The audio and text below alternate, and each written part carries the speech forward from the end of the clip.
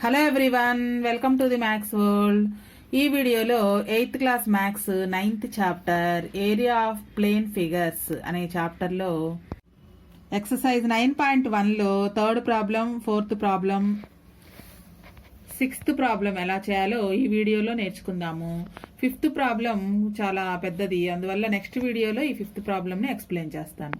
Calculate the area of quadrilateral ABCD when length of the diagonal AC is equal to 10 centimeters and the lengths of perpendiculars from B and D on AC B 5 centimeters and 6 centimeters respectively.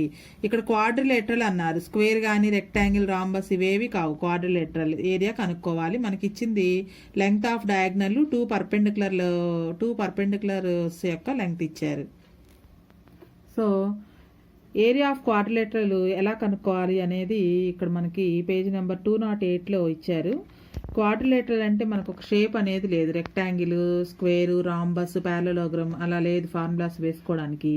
So area of quadrilateral కనుక్కోవడానికి దీన్ని diagonal గీయడం ద్వారా 2 ట్రయాంగిల్స్గా దీన్ని divide చేయొచ్చు. So triangle area మనకు తెలుసు, half into base into height. So ఇక్కడ AC అనే డయాగ్నల్ గీస్తే, డయాగ్నల్ కాబట్టి దీన్ని డి అనే లెటర్తో డినోట్ చేశారు. బి నుంచి ఈ డయాగ్నల్ మీదకి ఒక పర్పెండిక్యులర్ గీసినట్లయితే ఆ పర్పెండిక్యులర్ యొక్క లెంగ్త్ h1, హైట్ అనొచ్చు దీన్ని. అలానే డి పాయింట్ నుంచి ఇదే డయాగ్నల్ మీదకి ఇంకొక పర్పెండిక్యులర్ గీసినట్లయితే దీని లెంగ్త్ h2. అంటే 2 పర్పెండిక్యులర్స్ గీసాము డయాగ్నల్ మీదకి. సో ఈ ట్రయాంగిల్ వరకు, ఏబిసి ట్రయాంగిల్ వరకు ఏరియా చూసుకుంటే half into base into height. ఇక్కడ బేస్ అంటే ఏసీ అనమాట, హైట్ అంటే h1. సో ఇక్కడ area of triangle ABC plus area of triangle ADC, ఈ రెండు కనుక్కొని విడివిడిగా కనుక్కొని యాడ్ చేస్తే మొత్తం క్వాడ్రిలేటరల్ ఏబిసిడి యొక్క ఏరియా అనేది తెలుస్తుంది. సో హాఫ్ ఇంటూ బేస్ అంటే ఇక్కడ రెండిటికి బేస్ అనేది ఈ ట్రయాంగిల్కి రెండిటికి బేస్ అనేది డయాగ్నలే అవుతుంది.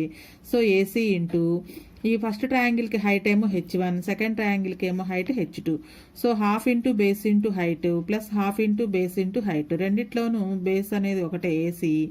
నెక్స్ట్ h1 h2ని ప్లస్ చేస్తే మొత్తానికి క్వాడ్రిలేటరల్ ఫార్ములా ఏంటంటే area of quadrilateral ABCD is equal to half into D అంటే ఇక్కడ diagonal into h1 plus h2. h1 h2 అనేవి హైట్స్, డయాగ్నల్స్ మీదకి మనం గీసినటువంటి హైట్స్ని h1 h2 అంటాము.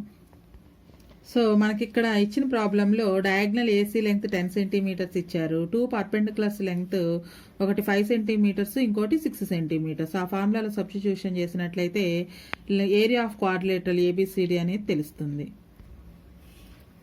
సో మనకి ఇచ్చిన దాన్ని ఫిగర్ రూపంలో వేసినట్లయితే కనుక length of diagonal 10 centimetres, length of perpendiculars ఒకటి 5 సెంటీమీటర్స్, రెండోది 6 సెంటీమీటర్స్.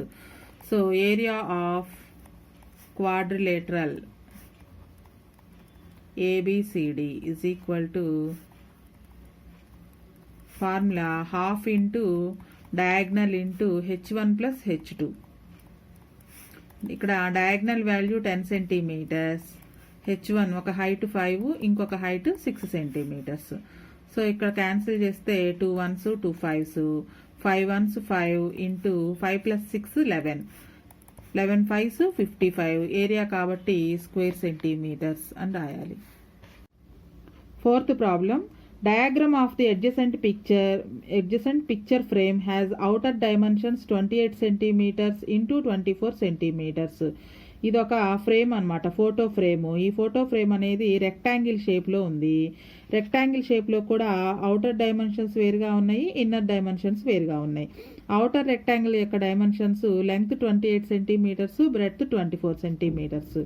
అలానే inner dimensions 20 centimetres into 16 centimetres. లోపల ఉన్నటువంటి రెక్టాంగిల్ యొక్క dimensions 20 centimetres length, 16 centimetres breadth or width అనొచ్చు. Find the area of the shaded part of frame if width of each section is the same. ఇక్కడ మనకి shade చేసిన area వరకు area అనేది కనుక్కోవాలి. షేడ్ చేసిన ప్రాంతం వరకు ఏరియా కనుక్కోవాలి. అయితే ఇక్కడ మనకి చూసినట్లయితే ఇది ట్రెపీజియం షేప్లో ఉంది. చూడండి, ఈ 2 ప్యారలల్ సైడ్స్ 20 సెంటీమీటర్స్ 28 సెంటీమీటర్స్ అనేవి ప్యారలల్ సైడ్స్. మనకి area of the trapezium formula half into h into a plus b. ఇది ఏ వాల్యూ, ఇది బి వాల్యూ. మనకి ఇక్కడ హైట్ కావాలి. అయితే ఈ హైట్ అనేది మనకి ఇవ్వలేదు.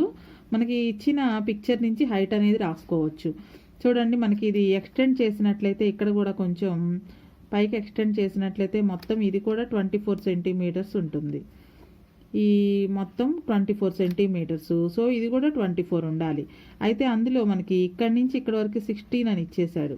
చూడండి, ఇది 16 అయినప్పుడు ఆపోజిట్ సైడ్ ఇది కూడా 16 అవుతుంది. 24లో నుంచి 16 మైనస్ చేస్తే 8 సెంటీమీటర్స్. ఆ 8లో ఇక్కడ 4, అలానే పైన ఒక 4 ఉంటుంది. మొత్తం కలిపితే 24. 16 + 4 20, 20 + 4 24 సరిపోయింది. సో ఇప్పుడు హైట్ ఎంత వచ్చింది అంటే 4. ½ × h × a + b ఫార్ములా వేస్తే ఈ ట్రెపీజియం ఫార్ములా అనేది ట్రెపీజియం ఏరియా అనేది కనుక్కోవచ్చు. ఇక్కడ షేడెడ్ రీజియన్ అనేది, షేడెడ్ సెక్షన్ అనేది ట్రెపీజియం షేప్లో ఉందన్నమాట. So area of shaded part is in trapezium shape. Area of shaded part is in trapezium shape. So area of trapezium కనుక్కుంటే సరిపోతుంది. Area of shaded part is equal to trapezium area formula వేసుకుంటే సరిపోతుంది. ½ × h × a + b. a + b అంటే length of parallel sides. ½ height 4 centimetres వస్తుందని చెప్పుకున్నాం కదా. 4 × a + b అంటే length of parallel sides 20 centimetres, 28 centimetres అంటే 20 + 28. ఇక్కడ 2 1s 2 2s క్యాన్సిల్ అవుతుంది. 2 × 20 + 28 48. 48 × 2 96. 96 స్క్వేర్ సెంటీమీటర్స్ ఏరియా కాబట్టి స్క్వేర్ సెంటీమీటర్స్. 5th ప్రాబ్లం కొంచెం పెద్దది, అందువల్ల నెక్స్ట్ వీడియోలో ఎక్స్ప్లెయిన్ చేస్తాను. నెక్స్ట్ 6th ప్రాబ్లం చూద్దాము. The ratio of the length of the parallel sides of trapezium is 5:3 and the distance between them is 16 centimetres. ఇప్పుడే మనం trapezium area ఎలా కనుక్కోవాలో చూసాము. అయితే ప్యారలల్ సైడ్స్ యొక్క లెంగ్త్ ఇవ్వకుండా అవి 5:3 రేషియోలో ఉన్నాయి అని ఇచ్చారు. ఆ రెండింటి మధ్య డిస్టెన్స్ 16 సెంటీమీటర్స్.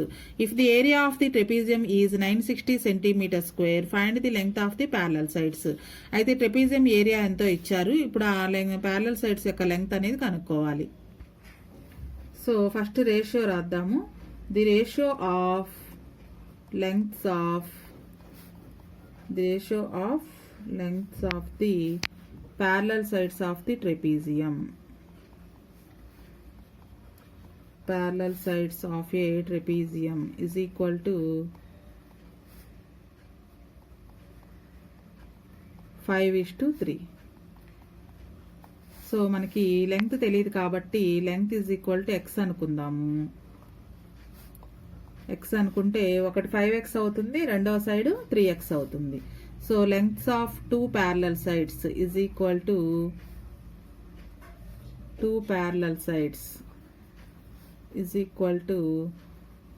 ఒకటి 5x, రెండవది 3x. నెక్స్ట్ డిస్టెన్స్ ఇచ్చారు. Distance between two parallel lines is equal to